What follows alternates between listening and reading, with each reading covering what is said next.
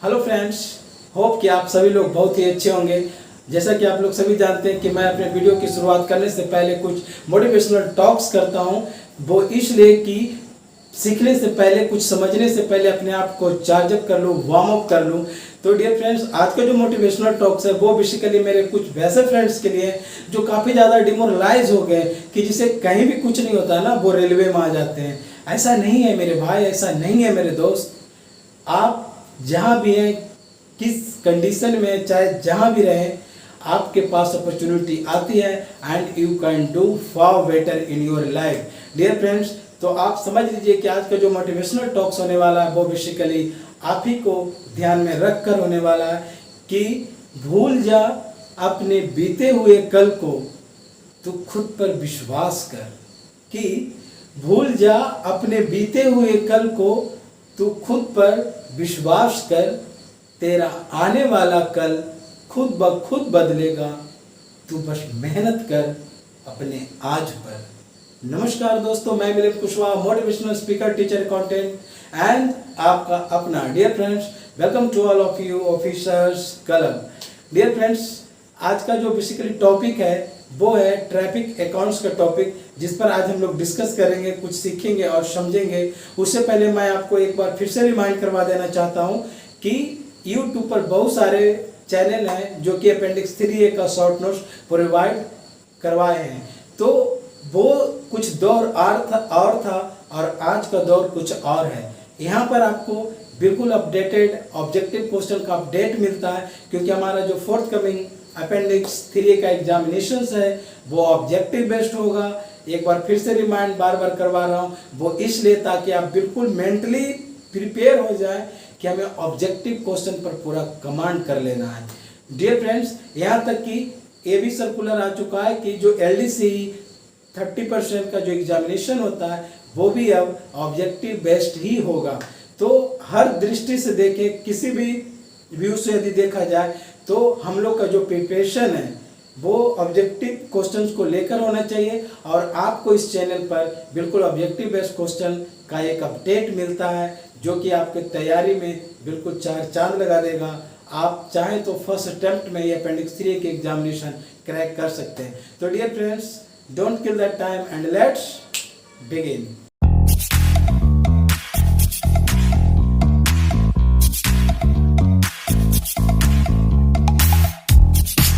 Dear friends, let's begin. And यहाँ देख रहे हैं आप लोग जैसा कि heading question bank on traffic accounts. तो ये जितने भी सारे क्वेश्चंस है वो ट्रैफिक अकाउंट्स पर बेस्ड क्वेश्चंस है। यहाँ पर देखिए हेडिंग बना हुआ है question bank on traffic accounts. And first question is when goods are diverted the RR issued A fresh is called. Dear friends, यहाँ पर जो RR देख रहे हैं वो RR क्या है, तो रेलवे रिसिप्ट है। यानी क्वेश्चन कर रहा है कि जब कोई गुड्स ट्रेन डाइवर्टेड हो जाती है तो उस समय जो RR इशू किया जाता है यानी रेलवे रिसिप्ट, तो उसे क्या बोला जाता है, उस रेलवे रिसिप्ट को क्या एक्चुअली में कहा जाता है। तो उसका जो राइट आंसर है, राइट ऑप्शन इज बी, उसको बोलता है सुपरसेशनल RR यानी अधिकर्मन रेलवे रिसिप्ट। ओके, यानी जो सुपरसीड कर गया यानी सुपरसेशनल रेलवे रिसिप्ट, यानी ट्रेन के रूट कहीं और थी गुड्स का और वो डाइवर्टेड होकर किसी और ट्रैक पर जा रही है, उसे किसी और लाइन पर लिया जा रहा है, तो उसके लिए रेलवे रिसिप्ट दिया जाता है। तो वैसे रेलवे रिसिप्ट को क्या बोला जाता है, तो उसका जो राइट आंसर है वो है सुपरसेशनल RR यानी supersessional railway receipt. Okay, and next question number 2 कि claim in respect to traffic booked by CONCOR whether diverted at CONCOR's depot और at railway station goods sheds are to be settled by. यानी question कह रहा है कि यदि जो claim in respect to traffic booked by CONCOR container corporation of India limited, जैसा कि आप लोग सभी जानते हैं कि ये जो कॉन्कर है इसका फुल फॉर्म क्या होता है, तो container corporation of India limited के द्वारा यदि कोई ट्रैफिक बुक किया जाता है और उसके रिस्पेक्ट में यदि क्लेम किया जाता है डाइवर्टेड के मामले में कि रूट गुड्स ट्रेन का या डाइवर्टेड हो गया और जो कि कंकर के द्वारा ट्रैफिक बुक किया जाता है, तो वैसे जो रेलवे स्टेशन हो गया या गुड्स शेड हो गया, तो उस मैटर को जो सेटल्ड किया जाता है वो एक्चुअली में किसके द्वारा सेटल्ड किया जाता है, तो वो सेटल्ड किया जाता है CCO, यानी CCO का जो फुल फॉर्म होता है चीफ क्लेम ऑफिसर, यानी वैसे मामले का जो सेटल करते हैं वो कौन होते हैं, CCO, chief claim officer. Okay, and question number 3 कि alpha code printed on top left corner of UTS ticket refer to, यानी UTS जो टिकट होता है लाइक दिस, तो इसके जो अपर पार्ट है, जो टॉप पार्ट है, तो उस पर अल्फा कोड प्रिंटेड होता है। कहाँ, तो ऑन टॉप लेफ्ट कॉर्नर, यानी यहाँ, यानी लेफ्ट कॉर्नर में जो अल्फा कोड प्रिंटेड होता है UTS टिकट में, वो एक्चुअली में क्या शो करता है, उसका मीनिंग क्या होता है, तो उसका मीनिंग होता है ग्रॉस अमाउंट। क्या होता है, ग्रॉस अमाउंट, यानी टोटल उसका जो अमाउंट है वो कितना है, एक्चुअली में वही उसका मीनिंग होता है अल्फा कोड का। And next question is refund on confirm tatkal reservation ticket when cancelled under normal condition is not granted, यानी क्वेश्चन कर रहा है कि यदि आपने तत्काल टिकट का रिजर्वेशन करवाया है और refund on confirm tatkal reservation ticket, यानी आपका टिकट कंफर्म है और आपने तत्काल टिकट लिए हैं, तो जब उसको कैंसिल करवाया जाएगा ना, तो नॉर्मल कंडीशन में आपको एक भी पैसा रिफंड नहीं किया जाएगा। बेसिकली क्वेश्चन का सेंस यही है। And next question is E payment facilitate for collection of charges, यानी ई पेमेंट जो होता है, इलेक्ट्रॉनिक पेमेंट जो होता है, facilitates for collection of charges, किसके चार्जेस का कलेक्शन के लिए किया जाता है, तो वो है फ्रेट, यानी माल भाड़ा जो होता है ना, उसके लिए बोला जा रहा है फ्रेट। चलिए नेक्स्ट क्वेश्चन देखते हैं। एंड क्वेश्चन नंबर 6 इज कि if a train is cancelled full amount can be refunded on reserve tickets up to. देखिए अभी कुछ दिन पहले जो अग्निपथ योजना को लेकर जो इतना हंगामा हुआ, तो उसमें बहुत सारे लोगों का जो टिकट बुक था, तो वो तो जर्नी किए नहीं, ट्रेन ही कैंसिल हो गया। तो वैसे स्थिति में यदि ट्रेन कैंसिल हो जाता है तो आपको फुल अमाउंट रिफंड किया जाता है कितने दिनों में, तो विद इन 3 डेज, यानी 3 दिनों के अंदर आपका सारा पैसा रिफंड कर दिया जाता है बाई रेलवे एडमिनिस्ट्रेशन। ओके, यही इसका सेंस है। एंड नेक्स्ट GST इम्प्लीकेशन और total fair in AC classes is, यानी AC क्लास का जब हम टिकट लेते हैं तो उस पर जो GST चार्जेज होता है वो कितने % होता है, तो GST चार्जेज 5% होता है। ठीक है, चलिए next question. Booking of consignment after reaching destination without taking delivery is called, यानी booking of consignment after reaching destination, यानी जिस डेस्टिनेशन पर पहुंचना था, जहां जाना था वहां पर पहुंच गया, एंड वहां पर पहुंचने के बाद जो बुकिंग किया जाता है विदाउट टेकिंग डिलीवरी, यानी हम डिलीवरी नहीं लिए और फिर से बुक करवा रहे हैं, तो वैसे बुकिंग को कौन से बुकिंग के नाम से जानते हैं, तो वैसे बुकिंग को री बुकिंग कहा जाता है ना। नेक्स्ट कि mini rakes will have minimum composition of blanks wagon, यानी जो मिनी रेक्स होता है, रेक्स उसको बोलते हैं जो गुड्स ट्रेन होते हैं ना, तो उसमें जो डब्बा होता है उसका कंपार्टमेंट, उसको रेक बोला जाता है ना। तो मिनी रेक की जो गाड़ियाँ होती है तो उसमें बिल है मिनिमम कंपोजिशन ऑफ ब्लैंक्स बैगन, उसमें कितने बैगन्स होते हैं मिनी रेक में, तो मिनी रेक में एटलीस्ट 20 बैगन्स होना ही चाहिए, तभी मतलब कि वो मिनी रेक्स के कैटेगरिया में आएगा, यानी कितने बैगन्स होना चाहिए, 20। चलिए next, cancellation of tickets by JTBS। अब JTBS क्या है, हमें मेरे समझ से आप लोग को पता होगा, फिर भी एक बार रिमाइंड करवा देना चाहते हैं कि जनसंधारण टिकट बुकिंग सेवक, यानी cancellation of ticket by JTBS, यानी JTBS के माध्यम से यदि टिकट का कैंसिलेशन होता है या नहीं होता है, तो यही पूछ रहा है। तो JTBS से टिकट का cancellation is not permitted, permission नहीं है कैंसिलेशन करने का। And next, for ever loading of wagons blank charges will be collected. देखिए यहाँ पर कहता है फॉर ओवरलोडिंग ऑफ बैगन्स। कभी कभी देखते हो कि मान लो कि जैसे कि मैं आपको एक अपना एक्सपीरियंस शेयर करना चाहता हूँ कि जब हम गुड्स गार्ड में जॉब कर रहे थे, तो वहाँ जब हम लोग गुड्स ट्रेन में जब हम लोग को ड्यूटी लगती थी, तो कभी कभी क्या होता था ना, बैगन्स में ओवरलोडेड हो जाता था। तो ओवरलोडेड का जो कॉन्ट्रैक्टर वगैरह होता था तो उसको चार्ज दिया जाता था, जिस चार्ज को बोला जाता है, जिस चार्ज को बोला जाता था प्यूनिटिव चार्जेस। उससे प्यूनिटिव चार्जेस कलेक्ट किया जाता था। कब? जब वैगन्स ओवरलोडेड हो जाता था तब। चलिए आगे देखते हैं। And next question, question number 12 कि all freight concessions discount and rebates will granted on NTR यानी नेशनल ट्रेन रूट्स। NTR का फुल फॉर्म क्या होता है? National train routes. यानी all freight concession discount any types of rebate will be granted on, किस पर granted होगा? तो वो ग्रांटेड होगा NTR पर, नेशनल ट्रेन रूट्स पर ग्रांटेड होगा। एंड नेक्स्ट वन है क्वेश्चन नंबर 13 कि concession for senior citizens is given as.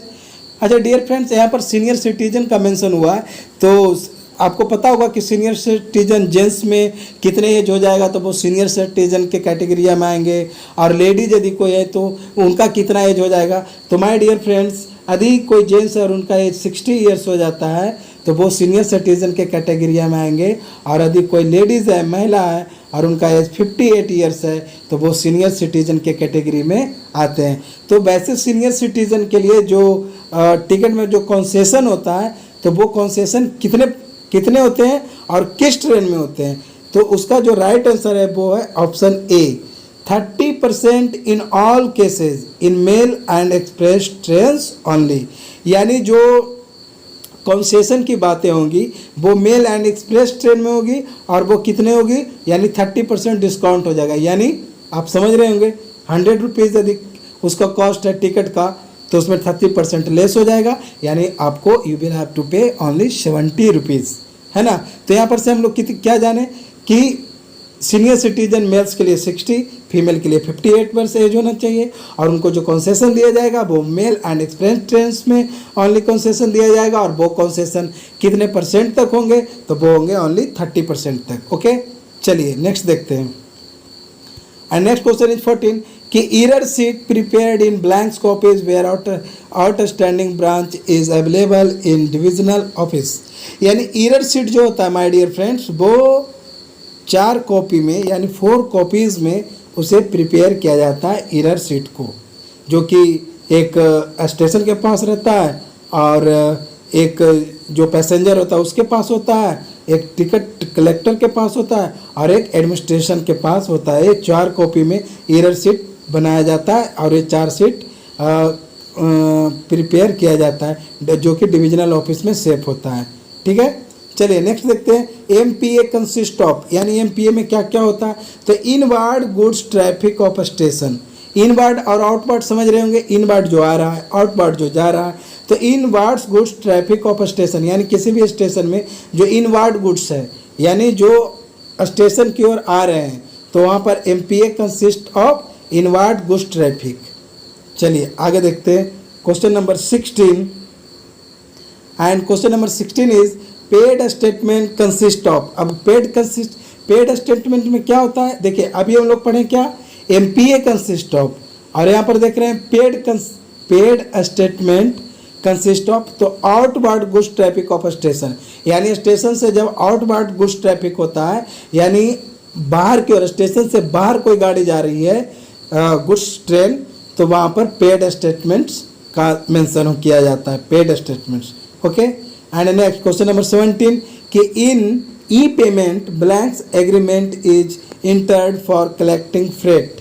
यानी ई पेमेंट के केसेस में जब जो एग्रीमेंट होता है तो उस एग्रीमेंट को किस एग्रीमेंट के रूप में जानते हैं? तो उस एग्रीमेंट को जानते हैं त्रिपार्टी एग्रीमेंट के रूप में जानते हैं।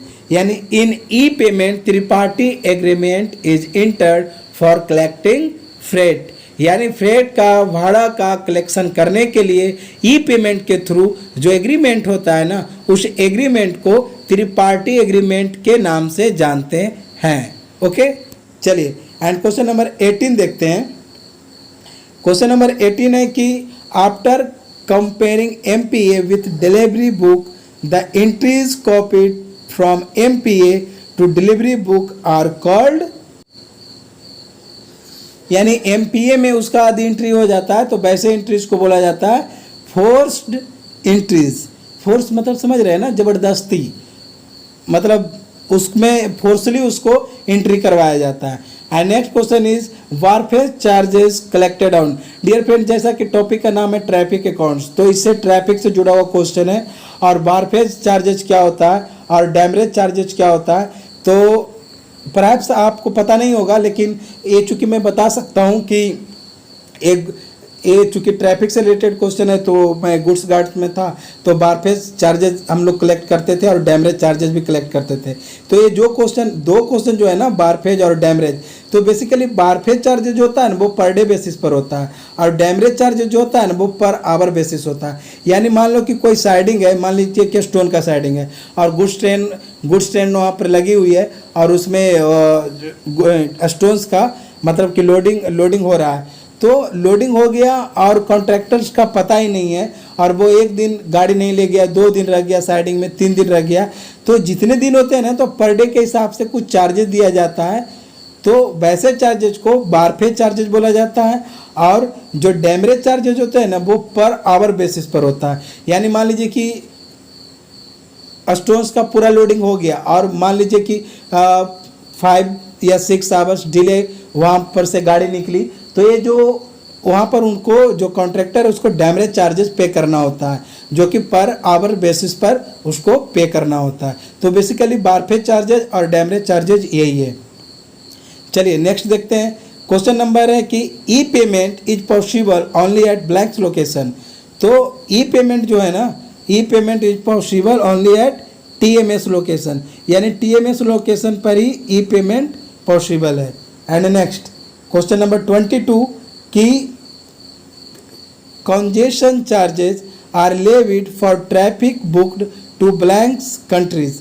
यानी कंजेशन चार्जेस जो होते हैं, यानी कि प्रवेश शुल्क, तो प्रवेश शुल्क किस पर लगाया जाता है, किसके ट्रैफिक पर लगाया जाता है, किस कंट्रीज के ट्रैफिक पर बेसिकली पूछ रहा है क्वेश्चन। तो इसका आंसर है कि जब कोई भी गुड्स पाकिस्तान या बांग्लादेश की ओर जाता है ना, तो वहाँ पर कंजेशन चार्ज लगाया जाता है इन 2 देशों पर, Pakistan and Bangladesh. Okay, and next देखते हैं कि in death cases a maximum RS blanks may be paid by RCT as claim and compensation. यानी यदि कोई रेलवे एम्प्लॉय है और उनका डेथ हो जाता है, तो उस कंडीशन में जो मैक्सिमम जो RS जो पे किया जाएगा कॉम्पनसेशन के रूप में, तो वो मैक्सिमम चार्जेस कितना है, मैक्सिमम जो अमाउंट है वो कितना होता है, तो जो मैक्सिमम अमाउंट है वो है 8 लाख। यानी कोई रेलवे एम्प्लॉय का डेथ हो जाता है, तो जो मैक्सिमम जो अमाउंट पे किया जाएगा कॉम्पनसेशन के रूप में by RCT as a claim, तो वहाँ पर जो अमाउंट आएगा वो 8 लाख का मैक्सिमम अमाउंट आएगा। ओके, चलिए आगे देखते हैं question number 24। And question number 24 is full form of IRCTC। हम लोग रेलवे स्टेशन पर अक्सर देखते हैं कि IRCTC लिखा हुआ रहता है। एंड होप कि आप लोग को भी पता होगा कि IRCTC क्या है। तो Indian railways catering and tourism corporation, IRCTC stands for Indian Railways Catering and Tourism Corporation. And next question is what is 7A? What is 7A? तो 7A क्या है? एक रिसिप्ट है जो कि गुड्स रेवेन्यू स्टैटिक्स के रूप में जब होता है तो 7A इशू किया जाता है। एंड 6A ये जो ऑल्सो रिसिप्ट, तो ये कब है? ये पैसेंजर रेवेन्यू स्टैटिक्स, यानी पैसेंजर रेवेन्यू का मामला जब आता है तो 6A इशू किया जाता है। एंड 7A जो है वो गुड्स रेवेन्यू का स्टैटिक्स का कलेक्शन करने के लिए 7A रिसिप्ट इशू किया जाता है। ओके, एंड नेक्स्ट है कि CR note is prepared in blanks copies. CR note जो है वो कितने कॉपीज में प्रिपेयर किया जाता है? तो it's right answer is 3 copy में उसको। तो डियर फ्रेंड्स, इस तरह से ट्रैफिक अकाउंट पर हम लोग कुछ इंपॉर्टेंट क्वेश्चन का डिस्कशन किए। नेक्स्ट वीडियो में इसका पार्ट 2 भी लेकर आएंगे, क्योंकि अभी इसमें बहुत सारे क्वेश्चंस हैं जिस पर हम लोग को डिस्कशन करना अभी बाकी है। तो एक ऐसे ही वीडियो के साथ नेक्स्ट वीडियो में मिलते हैं, ऐसे ही टॉपिक के साथ नेक्स्ट वीडियो में मिलते हैं। Dear friends, till then bye bye, see you, love you all.